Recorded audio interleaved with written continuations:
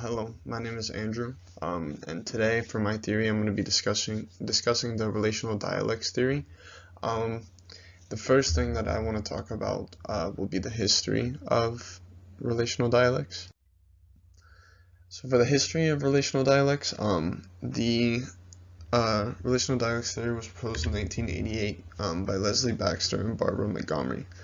They developed this theory because they were looking for insights to why and how communication is constantly altering, creating, and just having effects on our relationships, be that positively or negatively.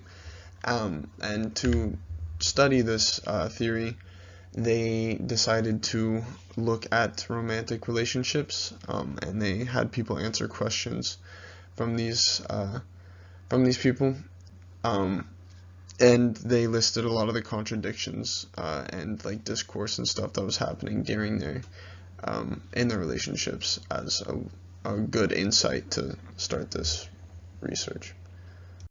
But now that we've talked a little bit about the history and who created and proposed this, the next thing I want to discuss is what is this theory? Like, what does it entail, and the meanings of it. The textbook defines it as the dynamic, unceasing struggle between discourses about interpersonal relationships. A better way, like, to understand it is it's really just kind of focused on the discourses in relationships. That's the main gist of the theory. It's the central concept. And these are just kind of things that change the meanings of a given object. One example is apples, or like candied apples. That's a pretty popular one. It could also be something like bacon, or sugar bacon, or just things like, best way to say it is like something on the outside that changes a base thing. It's like it assigns a new meaning to an object based on the changes that were made, be that with spices on food, or in the courses of relationships. It could be words people have said or things like that. With that being said, I want to kind of define a little bit more of what discourse is, since it is a key concept for this theory. The relational dialects theory kind of broke it down into two dynamics, which would be your proximal, basically how close or far something is in like your relationship. Is it like your mom or your parents telling you someone who's normally pretty close to you and has a lot of meaning, or is it someone who is an acquaintance or a coworker, someone who like their words and opinions don't matter. This can affect the discourse by like how important you think it is. And then the next thing is time. These are like the things that haven't been spoken yet, or the what are to be, like things that haven't been spoken but probably will be spoken, or things that have already been said. So comments people have made that you can remember and bring up that make you feel a certain way about someone. That would be the already spoken. And like the not yet spoken would be things like having to tell parents grades, or like if you get fired from a job, coming home and like telling that news. That's that anxiety and stuff it causes you. That's the discourse that we're talking about in this theory.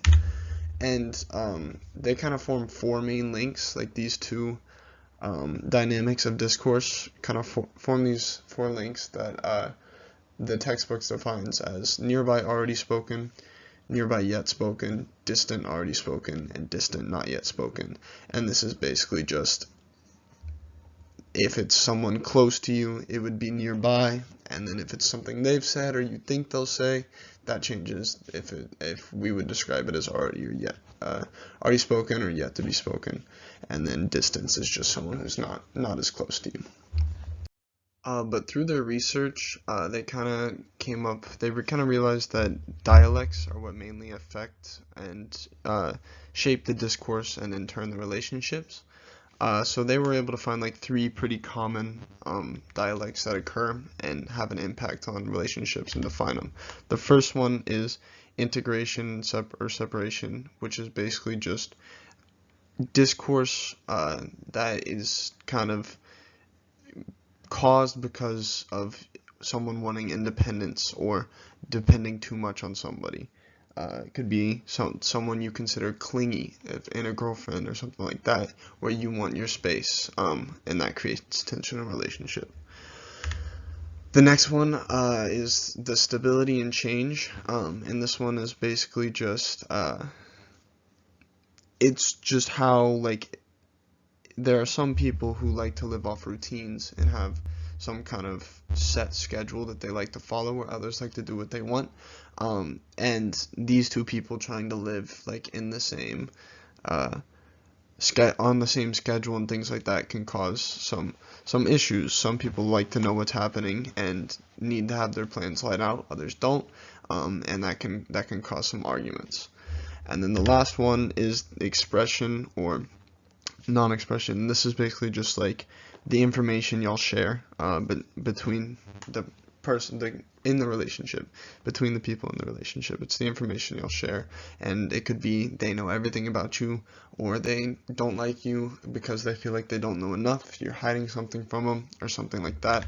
It's basically just openness and closeness, and I think we all know, like, if someone lying to you a lot can cause that relationship to be strained, while like also being too open and then telling you too much about them can cause some issues too.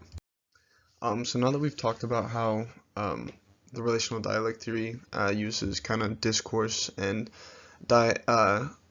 dialects to describe how communication has shaped it and and some of the categories that they broke it down to in this theory, there are some critiques on this theory. It has some weak points. The first one comes from Margaret Book's article titled "A Critique on Relational Dialect Theory." But basically, they said that it fails to predict anything about communication and relationships, and by this they meant that while it does do a good job of describing like how things are breaking down or why it did, it's not very good at providing what's going to happen in this relationship in the future, because these things can change at all times. So it gives you a better understanding of the place you're at, not where you will be. And then the next critique would be that it could be inaccurate due to self-reports. How they get information for this thing is just to ask people questions, and one issue with that is people aren't always honest with what they're feeling, and so it is very much an honor system for how accurate a study into relational dialects can be. But other than that, the relational dialect theory does a great job of like actually breaking down how communication affects a relationship, and does a good job of describing the different ways that we communicate and the effects that people can have on us through their communication. But yeah, that's it. I hope you all enjoyed it, and have a good day.